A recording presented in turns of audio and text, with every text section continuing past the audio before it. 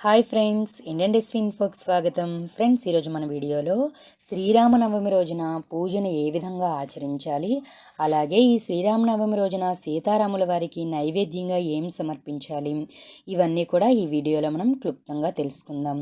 శ్రీరామనవమి ఏటా వసంత ఋతువు చైత్ర శుద్ధ నవమి నాడు జరుపుకుంటారు. చైత్ర శుద్ధ నవమి నాడు పునర్వసు నక్షత్రంలో కర్కాటక లగ్నంలో మధ్యాహ్నం 12 గంటలకు అభిజిన్ ముహూర్తంలో శ్రీరామచంద్రమూర్తి దశరథుని కుమారుడిగా జన్మించినట్లు వాల్మీకి రామాయణం తెలుపుతున్నది. అందువల్ల ఈ పుణ్య దినమును మనం అనాదిగా శ్రీరామనవమి పండుగగా జరుపుకుంటున్నాము. అంతేకాకుండా రాముడు 14 ఏళ్ళు అరణ్యవాసం తర్వాత అయోధ్యకు చేరుకొని పట్టాభిషిక్తుడు అయింది కూడా ఈ రోజే. సీతారాముల కళ్యాణం కూడా ఈ రోజునే జరిగిందని ప్రజలు విశ్వసిస్తున్నారు. దేశవ్యాప్తంగా శ్రీరామనవమి పండుగను అంగరంగ వైభవంగా జరుపుకుంటారు. రామ పట్టాభిషేకము రామ కళ్యాణము రెండూ కూడా రామజననం రోజే జరిగినవి. అందువల్ల అందరూ కళ్యాణోత్సవం, పట్టాభిషేక మహోత్సవం కూడా ఈ శ్రీరామనవమి నాడే చేస్తారు. ఇప్పుడు మనం పూజా విధానం చూద్దాం. అయితే ఈ శ్రీరామనవమి పండుగను వారి ఆనవాయితీ ప్రకారం ఒక్కొక్కరు ఒక్కో రకంగా చేస్తారు. అంటే కొంతమంది శ్రీరాముల వారి పటాన్ని పెట్టి దాన్ని పూజిస్తారు. మరికొందరు పటానికి ముందు కలశాన్ని ఏర్పాటు చేసి కలశ పూజ కూడా చేస్తారు. అయితే ఏ పూజ చేసినా సరే శ్రీరామనవమి రోజు ఉదయాన్నే బ్రహ్మముహూర్తంలో నిద్రలేచి తలంటు స్నానం ఆచరించాలి. అనంతరం పసుపు రంగు వస్త్రాలను ధరించి ఇల్లంతా శుభ్రం చేసుకోవాలి. పూజా మందిరంతో పాటు గుమ్మాలకు పసుపు కుంకుమలతో పాటు ఇంటి ముందు రంగురంగుల ముగ్గులను వేయాలి. దేవుడి పటాలకు పసుపు కుంకుమను పెట్టి పూజకు సిద్ధంగా ఉంచాలి. సీతారామ లక్ష్మణ భరత శత్రుఘ్నులతో కూడిన భగవంతుడి చిత్రపటాన్ని పూజకు ఉపయోగిస్తే చాలా మంచిది. కనీసం హనుమత్ సమేతుడిగా సీతామాతతో సహితుడైన శ్రీరామచంద్రమూర్తి పటాన్నైనా పూజించాలి. పటాన్ని పూలు పూలమాలతో అలంకరించాలి.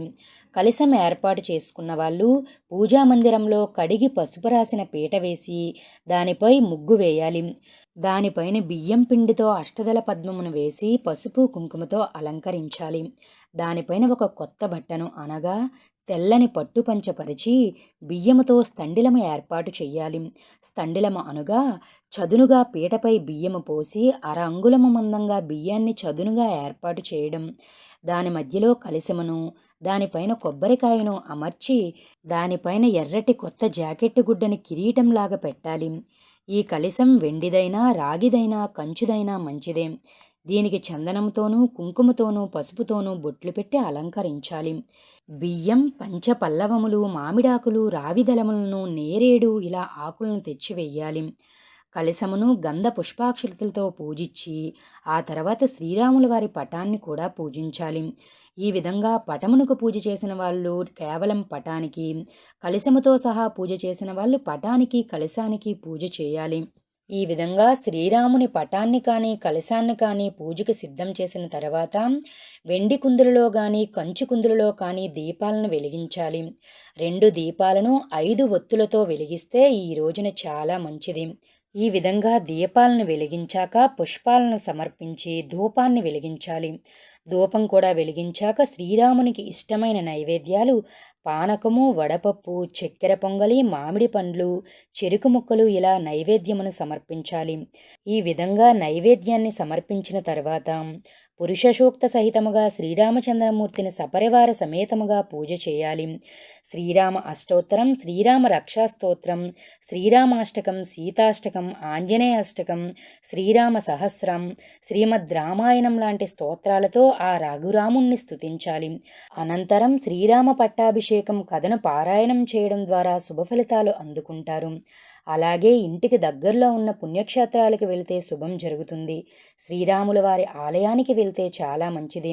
ఈ శ్రీరాముని ఆలయంలో పంచామృతంతో అభిషేకం, శ్రీరామ ధ్యాన శ్లోకములు, శ్రీరామ అష్టోత్తర పూజ, సీతారామ కళ్యాణం లాంటి పూజా కార్యక్రమాలను జరిపిస్తే అనుకున్న కార్యాలు దిగ్విజయంగా పూర్తి కావడంతో పాటు సకల సిరి సంపదలు చేకూరుతాయి. ఈ రోజున శ్రీరాముల వారికి తులసి దళాలను కానీ తులసిమాలను కానీ సమర్పించడం వలన 1,000,000 రెట్ల పుణ్యఫలం లభిస్తుంది. ఈ విధంగా వివిధ స్తోత్రాలతో శ్రీరాముణ్ణి పూజించాక హారతినివ్వాలి. హారతినిచ్చాక ప్రదక్షిణలను సమర్పించాలి. ఈ విధంగా మనం కలశం ఏర్పాటు చేసుకొని కానీ పటాన్ని ఏర్పాటు చేసుకొని కానీ శ్రీరాముని పూజను సులభంగా చేసుకోవచ్చు. విన్నారు కదా ఫ్రెండ్స్, ఈ వీడియోలో మనం శ్రీరాముని పూజను కలశం పెట్టుకొని ఎలా పూజించుకోవాలి, కలశం లేకుండా పటంతో ఏ విధంగా పూజించుకోవాలని మనం తెలుసుకున్నాం కదా. అలాగే ఎటువంటి నైవేద్యాలను సమర్పించాలో కూడా తెలుసుకున్నాం కదా.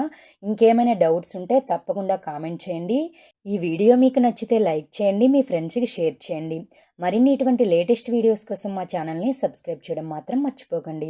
మా ఛానల్లో ఈ శ్రీరామనవమి యొక్క తేదీలు, అలాగే శ్రీరామనవమి యొక్క విశిష్టత, ఇలాంటి ఎన్నో వీడియోలు ఉన్నాయి. తప్పకుండా చూడండి. Thank you for watching our video.